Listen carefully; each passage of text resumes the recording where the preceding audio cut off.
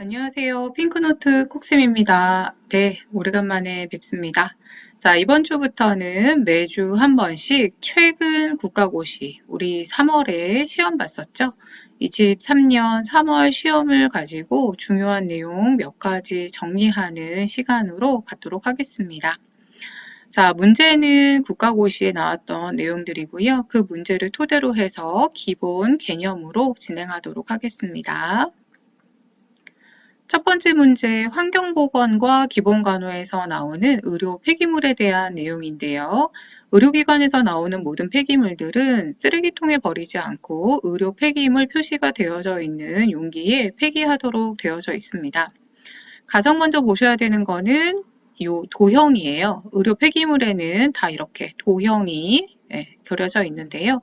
보시는 것처럼 도형의 색깔이 노란색도 있고 붉은색도 있고 검정색도 있습니다. 자, 이 폐기물의 종류가 뭐냐에 따라서 도형의 색깔은 달라지게 돼요. 그래서 여러분들은 도형의 색깔 그리고 보관 일수 알고 계셔야 되는 거고요. 같은 도형이 이제 노란색이다라고 하더라도 합성수지, 이 아이는 합성수지로 만들어져 있는 아이죠. 합성수지 형태일 수도 있고 아니면 골판지와 같은 종이의 형태일 수도 있다라고 보시면 되겠고요. 도형의 색깔이 검은 것은 일반적으로 봉투형일 때 검은 형태를 하고 있습니다. 자, 그러면 의료 폐기물을 먼저 분류해 보자면 격리 의료 폐기물, 위해 의료 폐기물, 일반 의료 폐기물로 크게 세 가지로 나뉠 수 있는데요. 먼저 격리 의료 폐기물이란 감염병 환자에게서 나오는 모든 폐기물이다 라고 보시면 될 것 같아요. 자, 이 경우에는 도형의 색깔은 붉은색이 되는 거고 보관일수는 7일이 됩니다. 역격리는 아니에요. 격리만 해당이 됩니다. 그래서 감염병이 묻어있는 이런 다양한 아이들이 주변으로 번지지 못하도록 막아주는 폐기물, 격리 의료 폐기물이라고 보시면 되겠고요. 자, 그 다음 아이들을 보시면은 위해 의료 폐기물인데요. 위해 의료 폐기물은 지금 잘 보이실지 모르겠으나 모두 도형의 색깔은 노란색이거나 아니면 봉투형이다 라고 한다면 검은색이 될 겁니다. 보관일수도 약간씩은 차이가 있어요. 자, 색깔이 잘 안 보이니까 제가 그냥 푸른 색깔로 여기에 날짜를 좀 쓸 건데요. 먼저 조직물류라고 하면 모든 조직, 즉 인체, 장기 일부 뭐 이렇게 생각하시면 될 것 같아요. 조직물류는 인체 동물의 조직, 장기, 기관, 뭐 절단된 부분 이런 것들이 다 들어가는데 대부분의 아이들은 보관 일수가 다 15일이에요. 그래서 위의 의료 폐기물의 보관 일수는 15일이다라고 기본으로 생각해 주시면 될 것 같습니다. 자, 그 다음에 병리계 보시면 병리계는 임상병리과를 생각하시면 좀 더 편합니다. 그래서 시험 검사에 사용된 배양액이나 배양용기, 폐시험관, 보통 임상병리과에서 많이 사용하는 아이죠. 그런 아이들은 병리계 폐기물에다 버리시면 되겠고요. 자, 손상성이라는 아이 굉장히 중요하게 많이 물어봅니다. 상처가 생길 수 있는 아이들, 찔릴 수 있는 아이들 생각해 주시면 돼요. 주사 바늘, 봉합 바늘, 수술용 칼날이라고 되어져 있는데 얘는 독특하게 30일 보관입니다.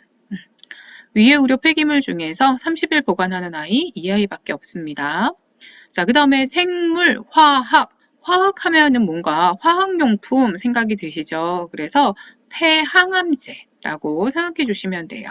그래서 폐백신, 예방 백신이거나 아니면 폐항암제는 생물화학에 들어가게 되는 거고요. 자, 혈액오염 폐기물은 누가 봐도 혈액이 뚝뚝뚝 떨어질 것 같다. 대표적으로 폐혈액백이나 아니면 혈액투석이라고 해서 신장 부전이 있는 분들이 사용하는 투석이라고 하는 방법에 혈액이 묻게 돼요. 그래서 여기에 사용하는 폐기물들 누가 봐도 혈액이 뚝뚝 그러면 혈액오염 폐기물이라고 생각해 주시면 될 것 같습니다. 자, 그 다음에 일반 의료 폐기물인데요. 대부분은 일반 의료 폐기물을 사용하는 경우가 많습니다. 얘도 똑같이 도형의 색깔은 노란색. 만약에 봉투형이다 라고 하면 검은색으로 되는 거고요. 보관일수는 똑같이 15일이 될 겁니다.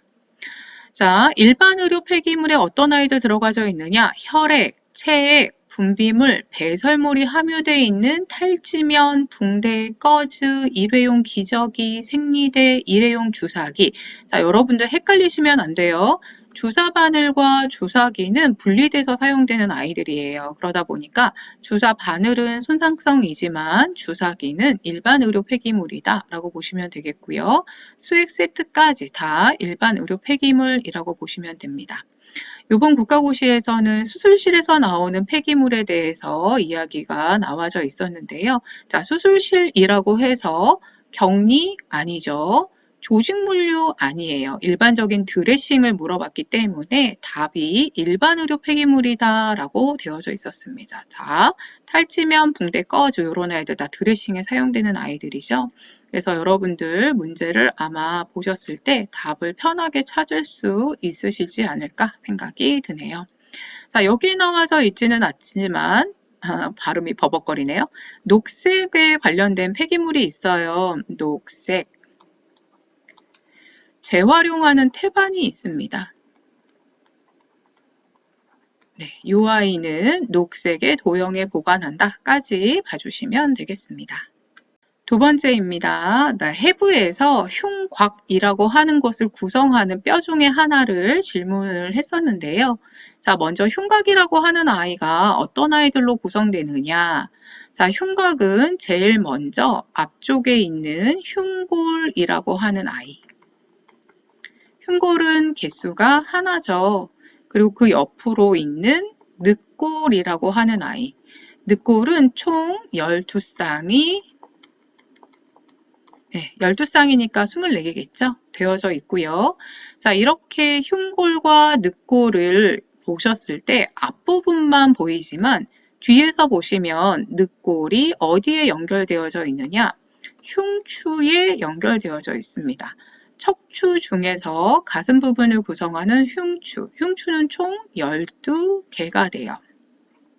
그래서 흉곽을 구성한다라고 하면 하나의 흉골, 12쌍의 늑골, 그리고 12개의 흉추에 여기에다가 뼈와 뼈를 연결하는 늑연골까지를 같이 이야기를 하는데요. 자, 국가고시 문제에서는 하나의 편평골을 물어봤습니다. 자, 그럼 여러분들 편평골이 뭐지? 이렇게 또 생각이 드실 수 있으신데요. 자, 편평골이다 라고 하는 아이는 뼈의 분류에서 모양에 따른 분류를 여러분들이 아마 배우셨을 거예요.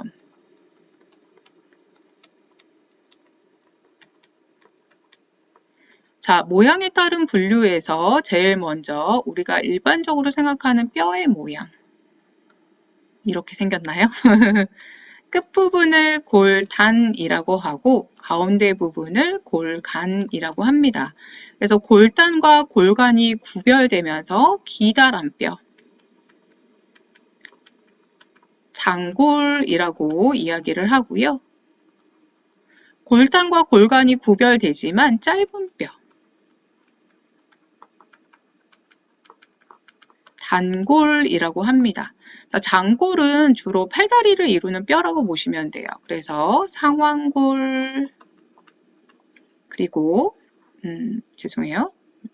상완골, 그리고 요골, 척골 이런 아이들 들어가게 되고요. 당연히 대퇴골 같은 아이들도 들어가게 되죠. 자, 이 짧은 뼈 단골은 수근골, 족근골이라고 해서 손바닥, 발바닥을 이루는 뼈들을 구성하고 있는 내용이고요. 자, 그 다음에 편평골이라고 하는 납작뼈를 배우셨어요. 자, 이 편평골은 모양이 납작하게 생겨서 근육이나 이런 것들이 붙기 편하도록 되어져 있는 아이인데요. 딱히 골단과 골간은 구별되지 않고 있습니다. 그러면 어떤 아이가 이렇게 넓적하고 평평하냐? 대표적으로 견갑골이 평평하죠. 견갑골은 지금 보시는 이 부분이 견갑골이에요. 그래서 어깨를 구성하는 뼈 견갑골이라던가 아니면 머리를 구성하는 두정골 이런 아이들이 넓적하고 평평합니다. 지금 이야기한 흉골도 넓적하고 평평해요. 그래서 하나의 뼈고 평평골이다라고 했을 때 여러분들이 흉골로 찾으시면 되는 거고요. 이거 외에도 불규칙골이라고 해서 뭐라고 모양을 표현하기가 애매하다. 대표적으로 척추골이 들어가게 되는 아이이고요. 말고도 안쪽에 공기가 있다라고 하는 함기골이라는 것도 있어요. 부비동 주변을 이루는 뼈죠. 부비동 주변의 뼈. 종자골이라고 해서 무릎을 구성하는 뼈도 있기는 한데 어쨌든 뼈의 종류는 이렇게 여러 가지가 되어져 있고 아마 그 문제에서는 뼈의 개수를 여러분들이 눈여겨보셨으면 잘 맞추시지 않았을까라는 생각이 듭니다. 3번 문제입니다. 똑같이 해부 문제로 보실 수 있어요. 판막의 기능에 대한 문제가 나와져 있는데요. 자, 그럼 우리 몸의 판막이라고 하는 아이는 어디 있느냐? 대표적으로 심장에 있습니다. 심장에 총 4개의 판막이 위치하고 있고요. 심방과 심실 사이에 그리고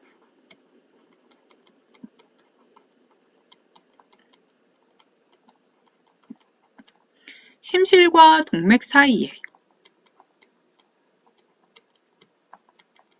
위치하고 있습니다.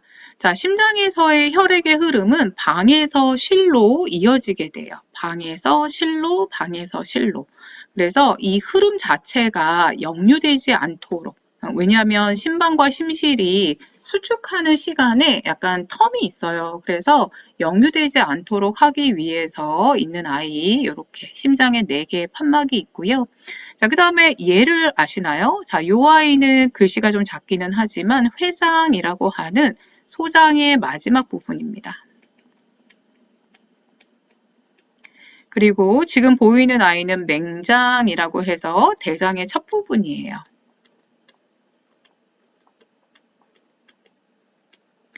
보시는 것처럼 맹장이 약간 아래쪽으로 내려와져 있어요. 그래서 혹시나 여기 있던 분변들이 회장으로 역류되지 않도록, 즉 여기에서의 방향도 회장에서 맹장으로 방향이 일정하게 유지돼야 돼요. 그래서 이렇게 회맹판이라고 하는 이 아이의 이름은 회장과 맹장을 따서 회맹판이라고 합니다.